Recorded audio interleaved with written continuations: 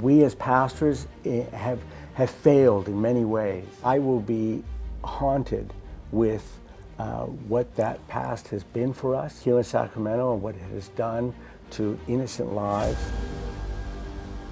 Bishop Jaime Soto is speaking with us in his first sit-down interview since revealing the names of 44 priests and 2 deacons credibly accused of sexually abusing children and young adults over the past 70 years. The Sacramento Diocese says they know of 130 survivors, men and women. I believe there are no excuses for what was done in the past. When we look at it, and for me to try to go back and to judge that, I'm not sure that that's what I've decided to do is to I have to do what's responsible for today, and to Bishop, tell that story. Some will say, see, this is the deal with the church, Mm-hmm.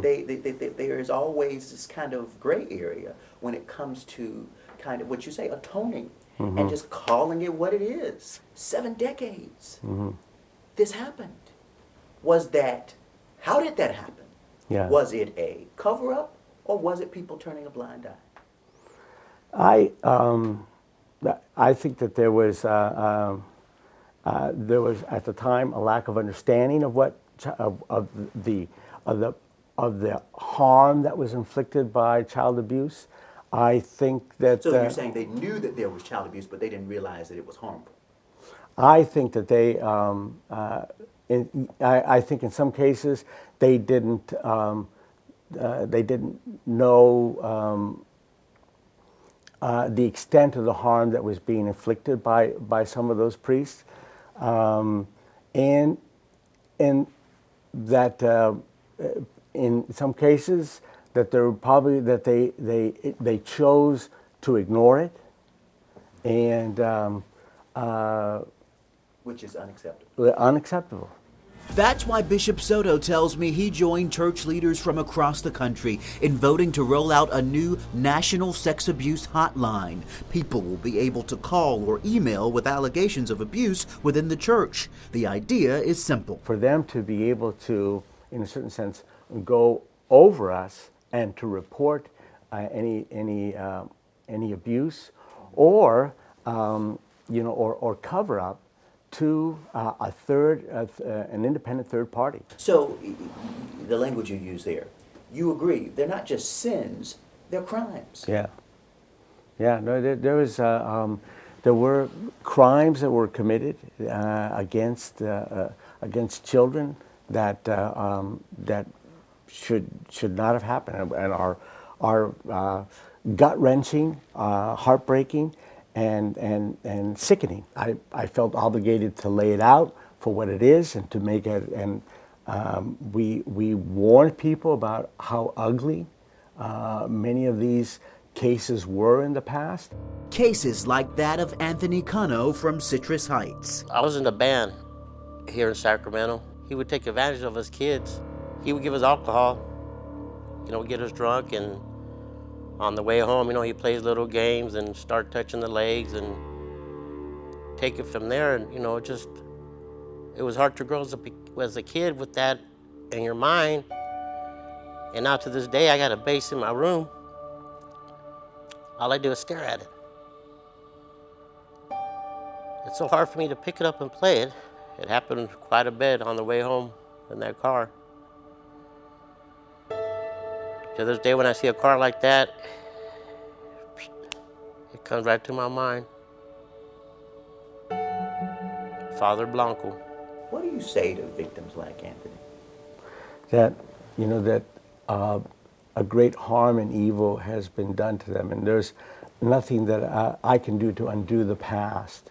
But I want to assure them of my commitment to make sure that the future is different. Where do victims get justice? Well, I think there are. I think that the courts provide one avenue, and that myself and other bishops, we've also tried to provide this other avenue that doesn't have any particular statute of limitations, but that with this particular program, compensation program that we're putting into place, is precisely to look at those victims who who are not covered currently by current statutes. Of course, you can't compensate folks for the type. Well, no, in many cases with this abuse that there's just no way that we're going to be able to fully compensate them for the harm that's been done. But we want to be able to make some effort to acknowledge the pain that's been done and to provide some assistance to them. I acknowledge that there are probably victims out there who had never came forward, and never, for whatever reason, never told their story. And so you're saying that there are probably other names that aren't on that list. There are other victims, and there could be other names. I won't rule that out. And so the list can be amended. The list can be amended, both in terms of the acknowledgement of victims, as well as perhaps even perpetrators that that we don't know about. Keep in mind, some of the members of the clergy faced multiple allegations. We know where they served, but the list fails to mention their last known whereabouts. Is that something that you would consider? We've been as public as we can with this list. But to the point of the last known whereabouts of these priests, is that something that you think should have been included? As far as many of the priests have died, and if we